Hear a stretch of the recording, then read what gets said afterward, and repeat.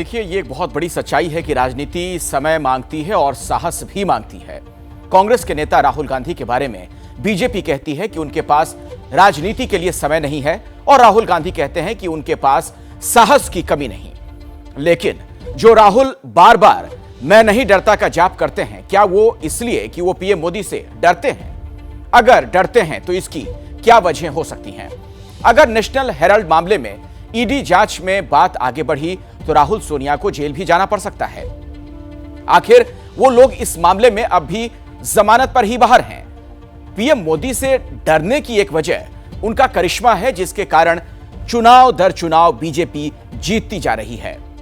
उन पर anti incumbency लागू नहीं होती। वहीं कांग्रेस है कि लोग उस पर यकीन नहीं कर रहे। पीएम मोदी से राहुल इस बात से भी डर सकते हैं कि बहुत पहले पीएम मोदी ने कांग्रेस मुक्त भारत की बात की थी।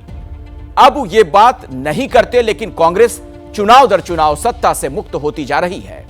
तो जिस तरह पीएम मोदी से प्रभावित होकर राज्य दर राज्य कांग्रेस के नेता बीजेपी में जा रहे हैं, उससे कांग्रेस कमजोर होती जा रही है और यह भी राहुल के डर का सबब हो सकता है। लोकतंत्र में किसी नेता को ताकत जनता से मिलती है।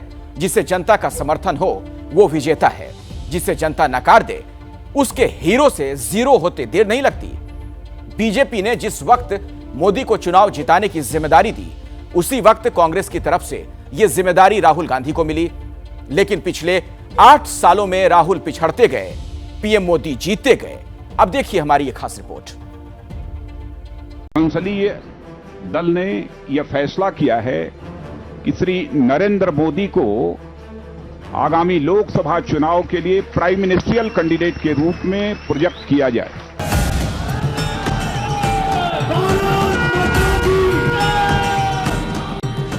ये तारीख हिंदुस्तान के इतिहास को बदलने वाली थी, जब तत्कालीन बीजेपी अध्यक्ष राजनाथ सिंह ने ऐलान किया कि नरेंद्र मोदी बीजेपी के प्रधानमंत्री उम्मीदवार होंगे। कि 2014 के चुनाव में भारतीय जनता पार्टी विजयी हो, उसके लिए परिश्रम करने में कोई कमी नहीं रखूंगा। नरेंद्र मोदी जिंदाबाद। उसी साल जनवरी में एक बयान कांग्रेस के उपाध्यक्ष बनाए गए राहुल गांधी का भी आया कि सत्ता जहर है। Everybody congratulated me. But last night, my mother came to my room. And she sat with me and she cried. Why did she cry? She cried because she understands that the power so many people seek is actually a poison.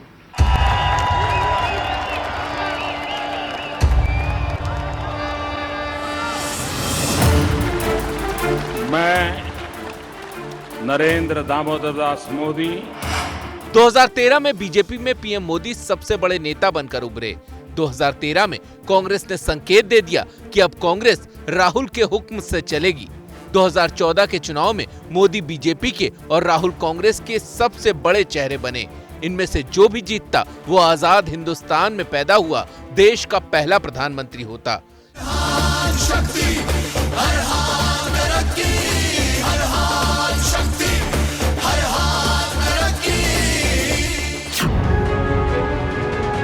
लेकिन PM Modi के लिए उमड़ी vote tsunami में राहुल के सारे सपने बह गए। बीजेपी ने अपने दम पर सरकार बना ली, लेकिन यहीं से शुरू हुआ बीजेपी और कांग्रेस के ग्राफ में आमूलचूल बदलाव का दौर। मोदी जीतते गए, राहुल कोसते गए। जो थे तब भी निराश नहीं हुए, दोबारा आए तो भी न हमारी नम्रता छोड़ेंगे, न हमारा विवेक छोड़ेंगे, न हमारे आदर्शों को छोड़ेंगे। जो नरेंद्र मोदी अभी भाषण दे रहा है, मैं आपको बता रहा हूं, 6 महीने बाद, 7-8 महीने बाद ये घर से नहीं निकल पाएगा। हिंदुस्तान के युवा इसको ऐसा डंडा मारेंगे, इसको समझा देंगे कि हिंदुस्तान के युवा को रोजगार देने के बिना ये देश आगे नहीं बढ़ सकता है।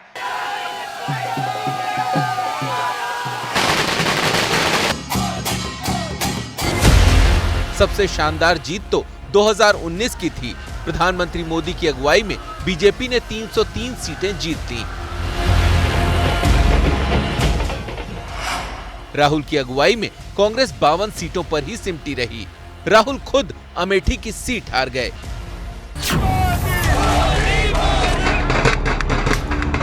दो 2019 की प्रचंड जीत के बाद मोदी दूसरी बार प्रधानमंत्री बने और लगातार बुरी हार से राहुल गांधी इतना गुस्सा हुए कि अध्यक्ष पद छोड़कर चल दिए।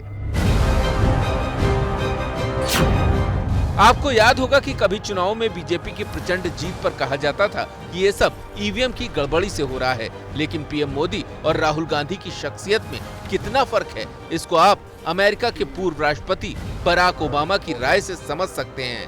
अंतर्राष्ट्रीय मैगजीन टाइम में दिया इंटरव्यू हो या आत्मकथा ए प्रॉमिस लैंड में लिखी राय, इससे आप पीएम मोदी और राहुल की शख्सियत के फर्क को समझिए। ओबामा ने पीएम मोदी को रिफॉर्मर इन चीफ बताया, वहीं राहुल के बारे में कहा कि राहुल में योग्यता और जुनून की कमी है। ये लिखा कि पीएम मोदी का सफर ऐसा है जिसमें भारत की तरक्की का जोश और संभावनाएं दिखती हैं, वहीं राहुल गांधी ओबामा को एक अनमने नेता दिखे। अब ऐसे में राहुल गांधी से पीएम मोदी की तुलना कैसे हो सकती है?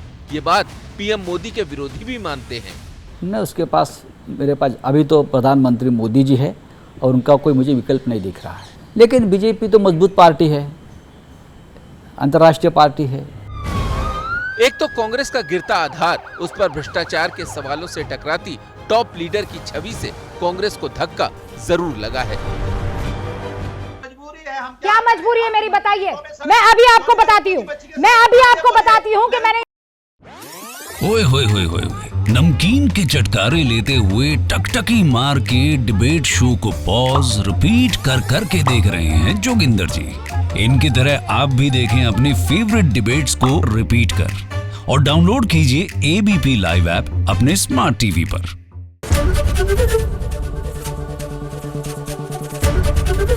एबीपी न्यूज आपको रखे आगे।